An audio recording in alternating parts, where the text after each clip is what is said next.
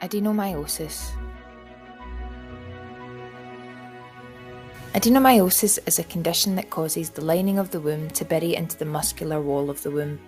It can affect the whole womb or just one part of the womb. Adenomyosis is not a life-threatening condition, but the symptoms can have a big impact on your day-to-day life, so it's important to get support. Hi, I'm Britt. I'm a patient advocate for women's health, and I also lead the Glasgow Endometriosis UK support group. Today I'm here speaking to you about my adenomyosis journey and what that looks like for myself. I've been dealing with what would be adenomyosis for years, but I didn't always have something that I could put a name against. You know, for many years it was all in my head. And it was a matter of I just had bad periods and I needed to get on with it. And difficulty with periods has started back from, when I was 11, when I started menstruating. So I'm now 33 and it's been a very long journey. Symptoms.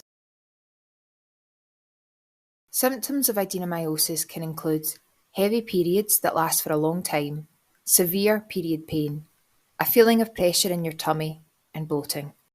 It's also possible to have adenomyosis and have no symptoms. Throughout this entire time, I've really suffered from severe menstrual cramps, and the closest thing that I can associate it with is labour-type contractions, where they do come in really big pushes to the point where I can nearly feel like I'm going to pass out.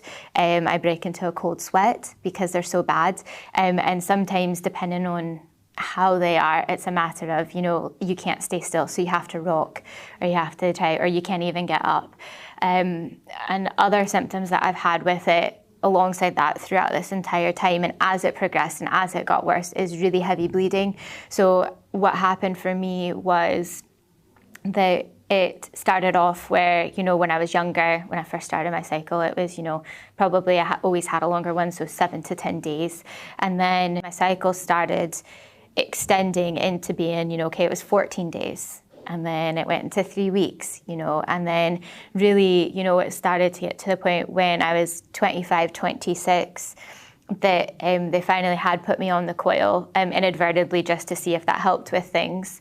And I bled nearly every day for a year. Like, great, okay, do I have enough sanitary towels? I can't wear this outfit because I'm bleeding. Like, you become so self-aware, and it really gets you down. It really gets you down. And for me, actually, I became anemic. I have really bad distension where you can see that it's my uterus, and that lower part, my lower stomach, my pelvic area is so swollen and distended, to the point where, I don't want to be touched. I can't really wear, much on it. So it's just wearing a very big t-shirt. And it's like all these things that, became my normal, and I didn't really think anything about it. I found ways to mitigate it.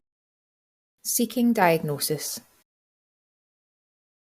I was like, right, this isn't normal. I shouldn't be bleeding for a year at a time. I shouldn't be, so anemic just because of my cycle. There needs to be something more. I shouldn't be in this much pain. And it wasn't actually until my sister first mentioned endometriosis to me that I kind of really started digging. I had tracked my symptoms for 6+ months at this point. And I had tracked not only how long I was bleeding, what the contractions were like, or period pain was like when I felt distended, but I tracked as and when everything that I took around it. I tracked what things I had to cancel because I had a massive impact. So sometimes they'd be like, yeah, it's okay, I can go and meet my friends, but actually I couldn't, because either I was bleeding too heavily and I was too self-conscious, or I was exhausted because of the pain and just being anemic at the time. Down the endometriosis route, actually, what led to me also being diagnosed with endometriosis, but because of that, it was actually one of my treatments that I was receiving led to my diagnosis for adenomyosis. As good as it is to have something that you can put a name against to give you that explanation, it's a very bittersweet experience. You know it's not all in your head. And it was a lot of frustration because I'm like, why up until now has nobody else noticed? I'd had one previous other surgery, they didn't notice.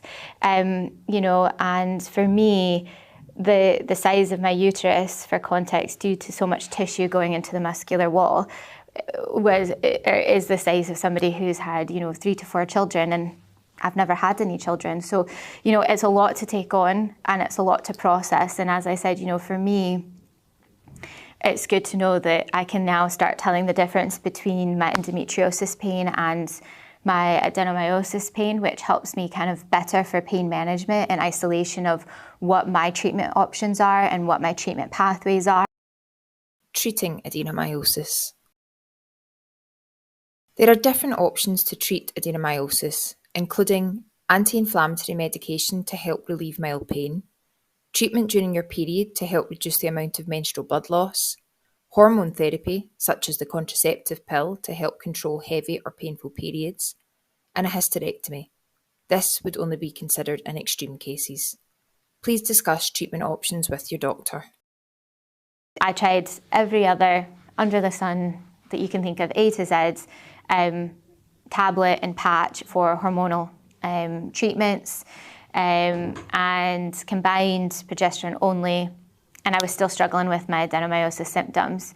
And in my case, I took really bad migraines, so I couldn't take combined, so it really limited what options I had. And so for me, I went on the coil. What I asked about that was, okay, why do you think this is the best one? Like, what is the impact it will have on my body? What can I expect? Will my bleeding just stop after a certain amount of time? These are all the questions that if you think of kind of, okay, my end goal is to have pain control to get my quality of life back. So it is me, is the Mirena coil as an option for treatment going to help me get to that end goal? And for me, it was a means to that. It was a means to try to, okay, right, if it can help me get my bleeding, as example, under control, that is massive, to not be bleeding every day. So if that's one step closer. Challenges. As far as my other symptoms with it, swelling, contractions and things like that, I still do suffer from that. And, I've gone through additional treatments such as chemical menopause. My side effects from it were really severe and it impacted my mental health. So I came off of it. And I'm now in the position where I'm doing another surgery, excision surgery for my endometriosis. And that's the first protocol to try to manage the pain, to see, okay, we'll do this again and then see where your adenomyosis is. If my pain doesn't improve, I am then looking at a hysterectomy for my treatment option, and that's a really, really difficult thing. And I think, for me, the biggest part in that is people understanding that it's not easy to get one. It makes a lot of fertility decisions for me.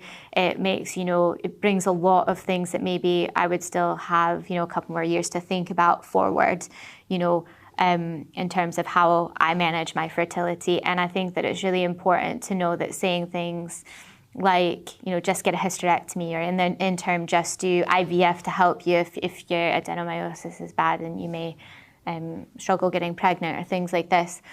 Saying those things and not bringing the full understanding of how grueling it is to your body is a really frustrating misconception. And I think, again, I'm sharing this not for sympathy, but for people to understand that it is multifaceted, and saying, just do this or just do this or just get a hysterectomy or seek this other line of treatment is not an easy thing.